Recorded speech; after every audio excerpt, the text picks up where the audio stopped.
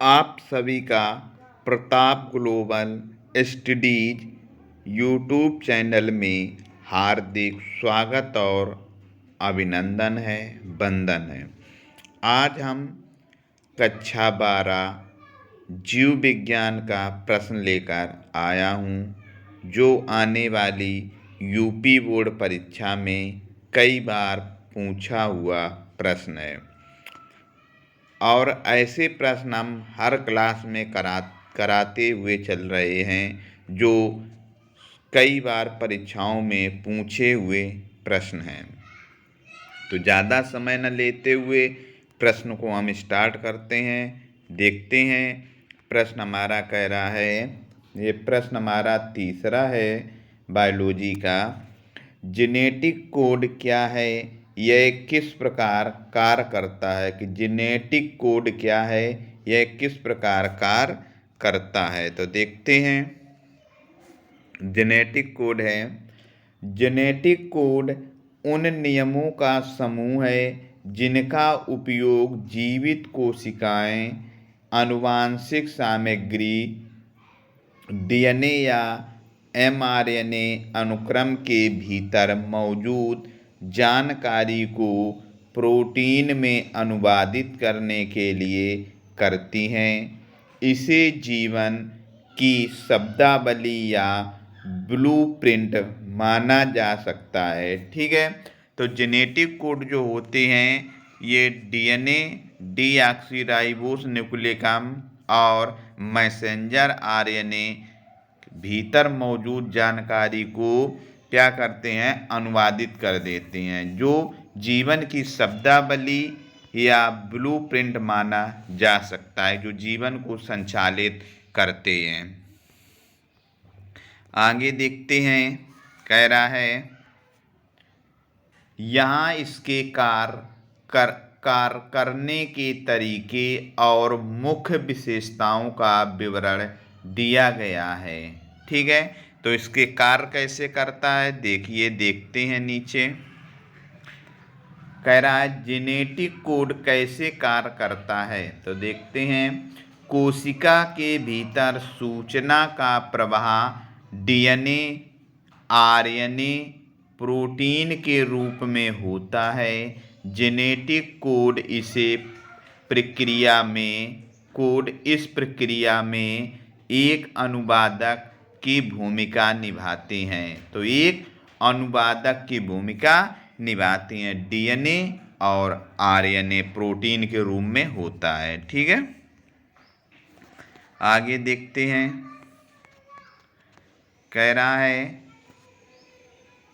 पहला पॉइंट देखते हैं। कोडोन की संरचना। डीएनए और आरएनए में 4 नाइट्रोजनस बेस होते हैं। जेनेटिक कोड 3 बेसों के समूह में पढ़ा जाता है, जिसे कोडोन कहते हैं। ठीक है, तो डीएनए तथा आरएनए में 4 नाइट्रोजन बेस होते हैं। ठीक है, और जेनेटिक कोड 3 बेसों के समूह में पढ़ा जाता है। तो देखते हैं।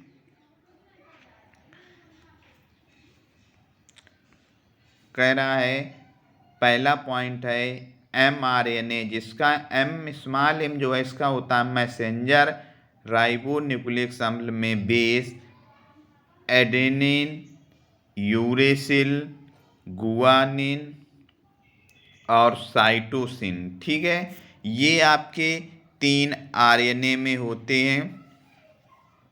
दूसरा पॉइंट कह रहा है, चूंकि 4 बेस हैं और वे 3 के समूह में काम करते हैं, इसलिए कुल 4 की घात 3 बराबर 64 संभावित कोडोन होते हैं। ठीक है, 4 का जब घन करेंगे तो 4 चक्कू 16, 16 चक्कू 64। ठीक है, तो 3 के घन में होते हैं। ठीक है, आगे देखते हैं। दूसरा कह रहा है, अमीनो एसिड का चयन।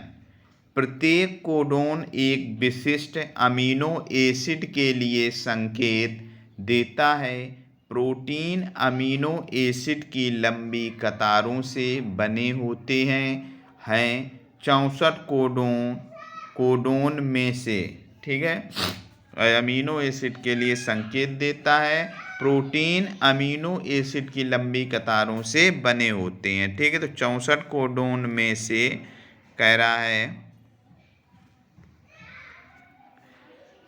61 कोडोन 20 अलग अलग अमीनो एसिड को कोड करते हैं। ठीक है, तो 61 कोडोन जो हैं वो 20 अलग अलग अमीनो एसिड को कोडान करते हैं। दूसरा है स्टार्ट कोडोन AUG, ठीक, एडेनिन, यूरेसिल और गुआनिन। यह अनुवाद प्रक्रिया शुरू करने का संकेत देता है।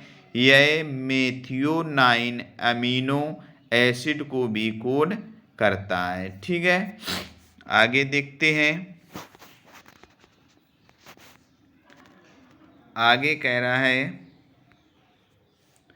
Stop codon UAA, UAG, UGA ये संकेत देते हैं कि प्रोटीन की श्रृंखला पूरी हो गई है और अनुवाद रुक जाना चाहिए। ठीक है, तो ये संकेत देते हैं कि प्रोटीन जो श्रृंखला है पूरी हो गई है और अनुवाद रुक जाना चाहिए। देखते हैं अनुवाद की प्रक्रिया।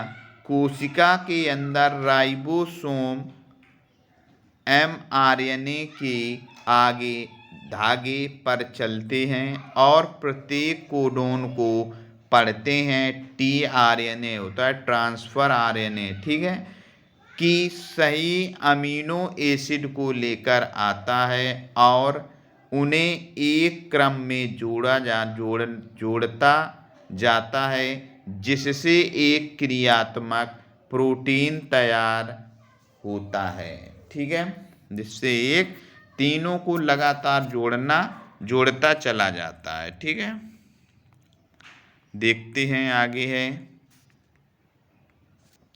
जेनेटिक कोड की मुख्य विशेषता।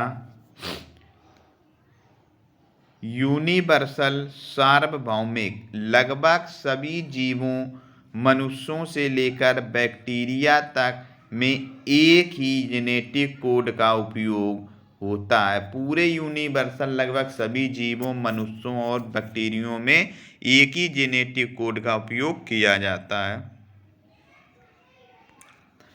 नॉन ओवरलैपिंग, गैर अतिव्यापी कोड को हमेशा 3-3 के सेट में पढ़ा जाता है। एक बेस एक समय में केवल एक ही कोडोन का हिस्सा होता है। ठीक है, तो तीनों को अलग अलग सेट 3-3 सेट में पढ़ा जाता है। एक बेस एक समय में केवल एक ही कोडोन का हिस्सा होता है। ठीक है, देखते हैं आगे क्या कह रहा है। अपभ्रंश, एक ही अमीनो एसिड को एक से अधिक कोडोन द्वारा कोड किया जा सकता है। जैसे ल्यूसीन के लिए 6 अलग कोडोन हैं। ल्यूसीन के लिए 6 अलग कोडोन हैं। देखते हैं विराम रहित, कोडोन के बीच में कोई रिक्त स्थान या विराम नहीं होता है, इसे लगातार पढ़ा जाता है। ठीक, कोई विराम नहीं, सीधे AGUT BATC ऐसे करके ये लिखे होते हैं। ठीक है, देखते हैं सरल शब्दों में जेनेटिक कोड वह भाषा है जिसके माध्यम से कोशिकाएं DNA में लिखे निर्देशों को पढ़कर शरीर के लिए जरूरी अंगों, एंजाइमों और ऊतकों, प्रोटीन का निर्माण करती हैं। ठीक है, निर्माण करती हैं। सरल शब्दों में कहें तो वह भाषा है जिसके माध्यम से DNA में लिखे निर्देशों को पढ़कर शरीर के लिए जरूरी अंगों, एंजाइमों और ऊतकों का निर्माण करती हैं। क्या आप इसके किसी विशेष हिस्से जैसे म्यूटेशन का जेनेटिक कोड पर प्रभाव के बारे में विस्तार से जानना चाहेंगे? ठीक है, तो ये रहा हमारा जेनेटिक कोड का बहुत ही महत्वपूर्ण प्रश्न, जो आपको पढ़ने में सरलता होगी, ऐसा प्रश्न लेकर इतनी सरल भाषा में आया हूँ।